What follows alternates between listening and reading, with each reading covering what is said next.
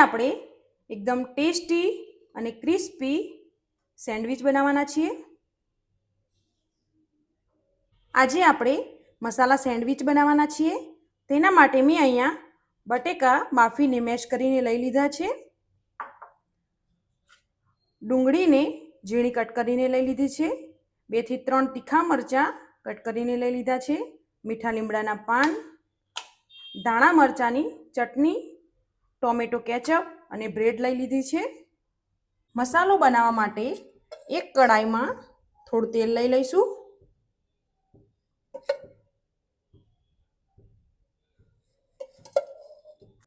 તેલ ગરમ થાય તે પછી આપણે 1 ચમચી જીરું એડ કરીશું।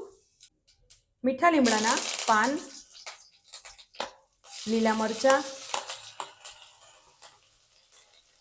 ડુંગળી,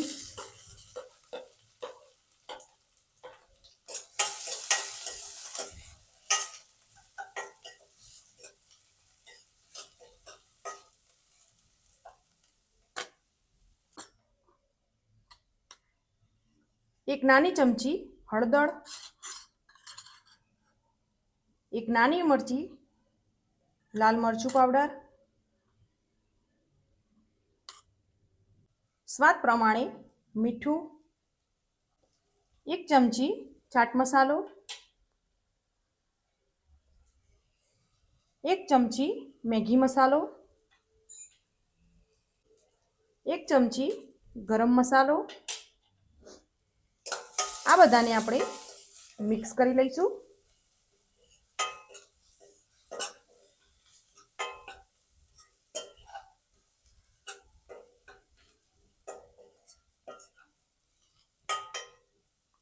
ડુંગળીને આપણે ચડવા દઈશું। ડુંગળી ચડી જાય એ પછી આપણે બટેકા એડ કરી દઈશું।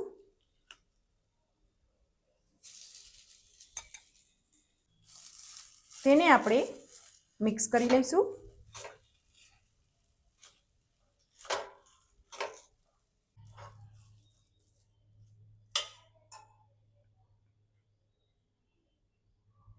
હવે આપણે ઉપરથી ધાણા એડ કરી દઈશું અને ગેસને બંધ કરી દઈશું।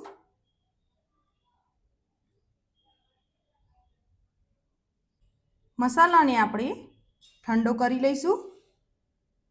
હવે આપણે બ્રેડમાં ગ્રીન ચટણી લગાવી લઈશું અને એક બ્રેડ ઉપર કેચઅપ લગાવી લઈશું।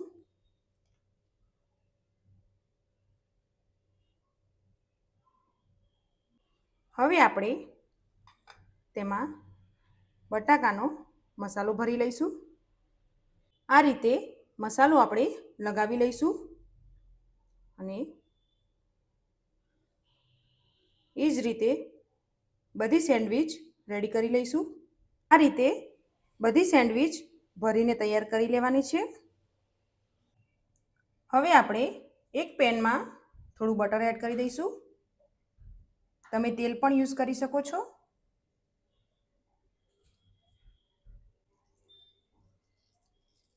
હવે આપણે સેન્ડવિચ મૂકી દઈશું।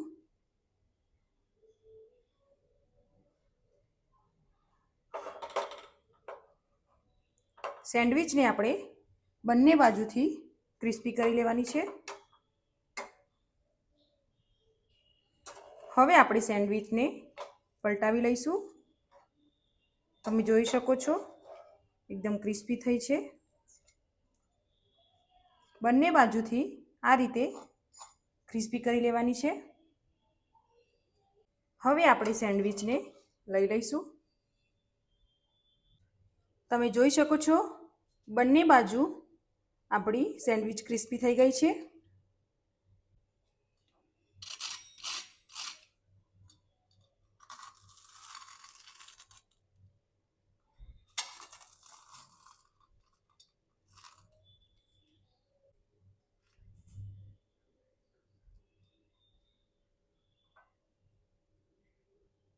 એકદમ ટેસ્ટી અને ક્રિસ્પી સેન્ડવિચ આપણી રેડી થઈ ગઈ છે।